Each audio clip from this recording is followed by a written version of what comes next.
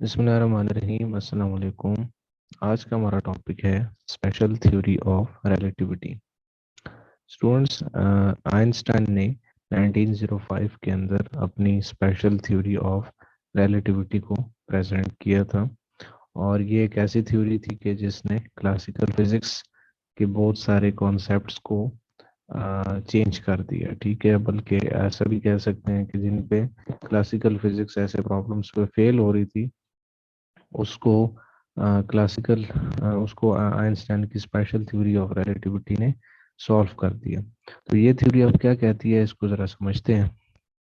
The definition is के this theory says measurements of space and time are affected by relative motion. यानी ये theory कहती है कि जो स्पेस है और टाइम है वो रिलेटिव मोशन ऑफ ऑब्जर्वर पर डिपेंड करती है।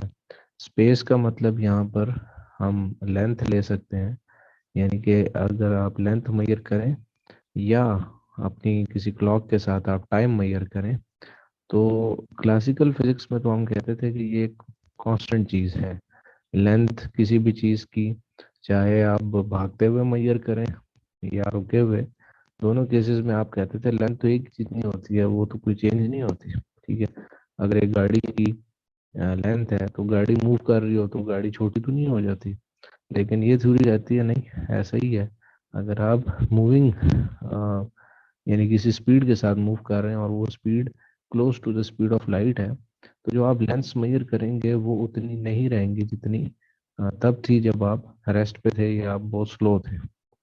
और इसी तरह टाइम, आपकी जो क्लॉक है, हम तो समझते हैं क्लासिकल फिजिक्स में कि टाइम कांस्टेंट है, लेकिन ये थ्योरी कहती है कि अगर आप मूव कर रहे हैं with the speed that is close to the speed of light, तो फिर उस केस में आपकी जो क्लॉक है वो स्लो हो जाएगी, उसकी जो टिक टिक है वो बहुत ही स्लो हो जाएगी और आपका टाइम यानी आम लोगों से स्लो चलेगा।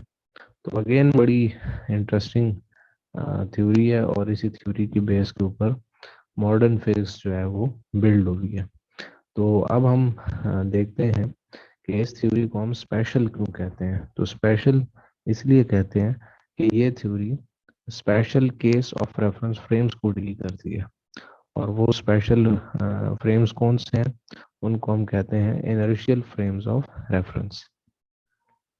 ठीक है, मतलब ये है कि ये सिर्फ नॉन एक्सेलरेटेड फ्रेम्स के ऊपर अप्लाई होती है, यानी वो फ्रेम्स जो कांस्टेंट वेलोसिटी के साथ मूव करते हैं। ठीक है, जो एक्सेलरेटेड फ्रेम्स हैं उन पर ये थ्योरी अप्लाई नहीं होती। अच्छा, अब जो स्पेशल थ्योरी ऑफ रिलेटिविटी है, it is based on two postulates. तो पहला पोस्टुलेट जो है इसका है, that is called the principle of relativity. Principle of relativity की डेफिनेशन है, the laws of physics are same in all inertial frames. अब सुनने में तो बात बड़ी सादा सी है कि जो फिजिक्स के लॉज हैं वो सारे इनर्शियल फ्रेम्स में सेम रहते हैं, उनमें कोई फर्क नहीं होता। तो इसको मैं आपको एक एग्जांपल कोट करता हूँ। अच्छा, तो ये देखें, ये एक एक्सपेरिमेंट है जो कि गलीलियो ने एक अपने ज़माने में ये कॉन्सेप्ट दिया था कि अगर एक बंदा है जो कि एक बोट जो कि कांस्टेंट वेलोसिटी से मूव कर रही है और उसके पास एक बॉल है और वो बॉल को बिल्कुल टॉप पर जाके ड्रॉप करता है। ठीक है, बस बस अपने हाथ में पकड़ के छोड़ देते हैं।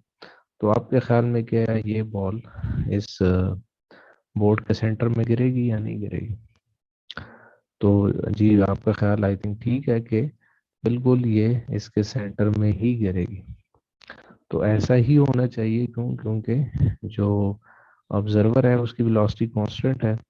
तो कांस्टेंट वेलोसिटी के होते हुए बॉल को स्ट्रेट लाइन ही में मूव करना चाहिए। तो लिहाजा ये ऑब्जर्वर एक इनर्शियल ऑब्जर्वर है और इसके मुताबिक फिजिक्स के लॉज बिल्कुल वैलिड रहेंगे।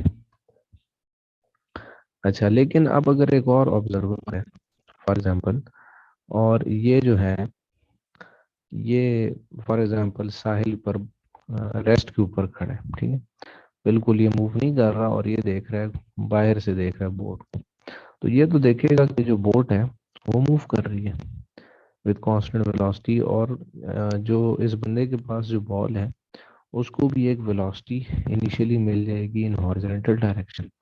तो इसके मुताबिक अगर बॉल स्ट्रेट गिरेगी तो वो तो बोट में गिरेगी ही नहीं, हो सकता है बोट से बाहर गिर जाए। तो ये देखेगा कि बॉल जो है उसको प्रोजेक्टाइल मोशन कवर करनी चाहिए, तभी वो सेंटर में गिरेगी।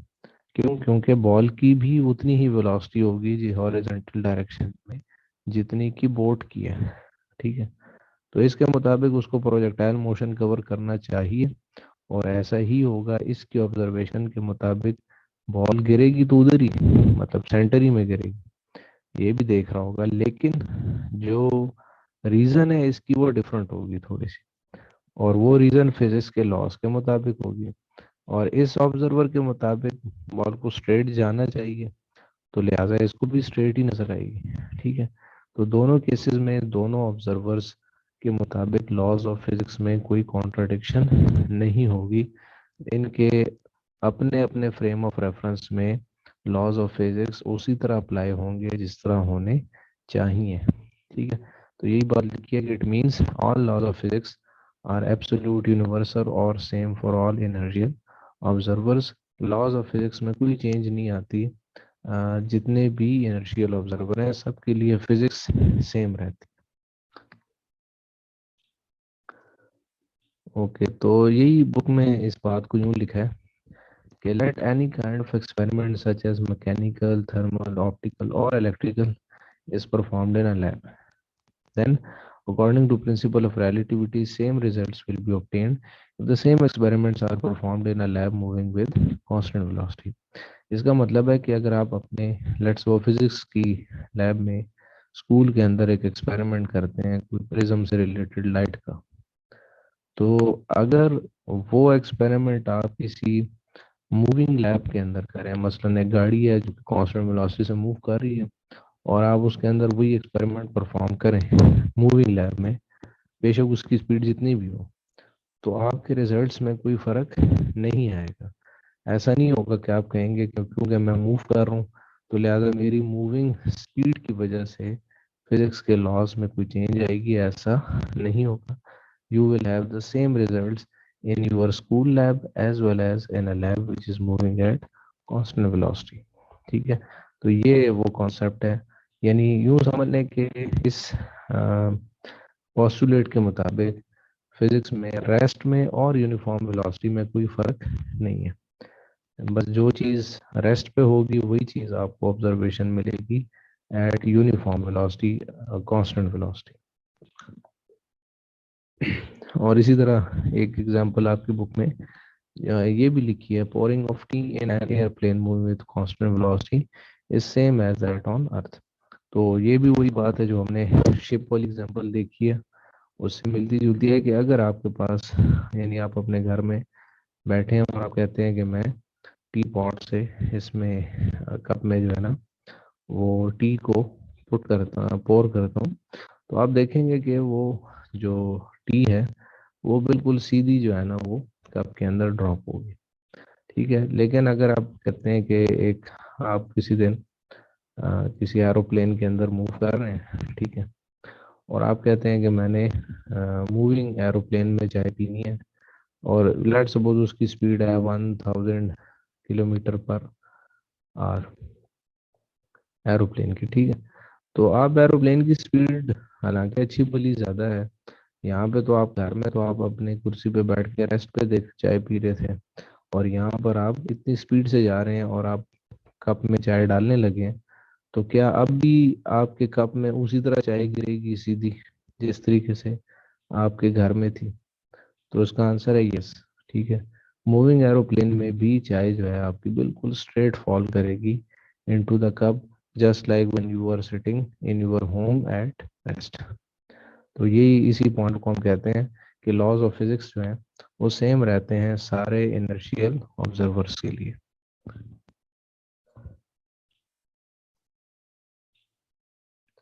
ओके, जो सेकंड पोस्टुलेट है स्पेशल थ्योरी ऑफ रिलेटिविटी का, उसको कहते हैं the principle of constituency of the speed of light. ठीक है, तो इसका मतलब ये है कि इसको आप कह सकते हैं ये कॉन्स्टेंसी ठीक है, मतलब कांस्टेंट्स के वर्ड से निकला कि जो लाइट की स्पीड है वो कांस्टेंट रहती है सारे इनर्शियल ऑब्जर्वर्स के लिए। ठीक है, चाहे वो रेस्ट पे हो चाहे वो यूनिफॉर्म वेलोसिटी से मूव कर रहे हो। तो इसको जरा पहले डेफिनेशन देखते हैं इसकी कि the speed of light in vacuum has same value in all inertial frames regardless of the velocity of observer or velocity of the source emitting the light। तो इसका मतलब ये है कि मिसाल के तौर पे एक ऑब्जर्वर है जिसके पास लेट्स सपोज कोई लेजर लाइट है।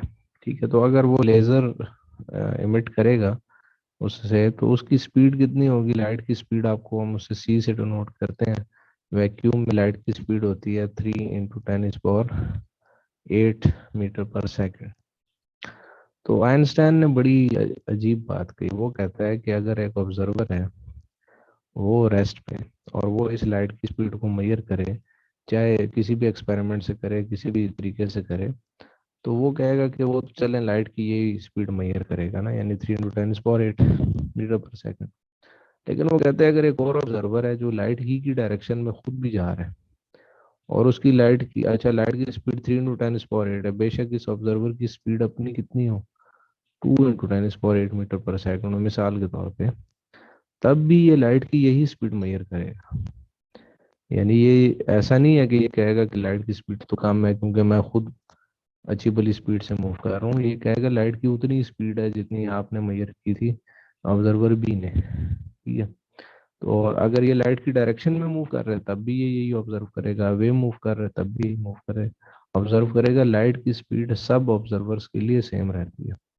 तो आपको ये बात मैं ज़रा मजीद क्लियर करता हूँ एक एग्जांपल से, आपको शायद क्लियर ना हो कि लेट्स सपोज दो कार्स हैं, दोनों की वेलोसिटी जो है ना वो सेम डायरेक्शन में है लेकिन स्पीड डिफरेंट है। एक की 100 है, एक की 110 km/h है।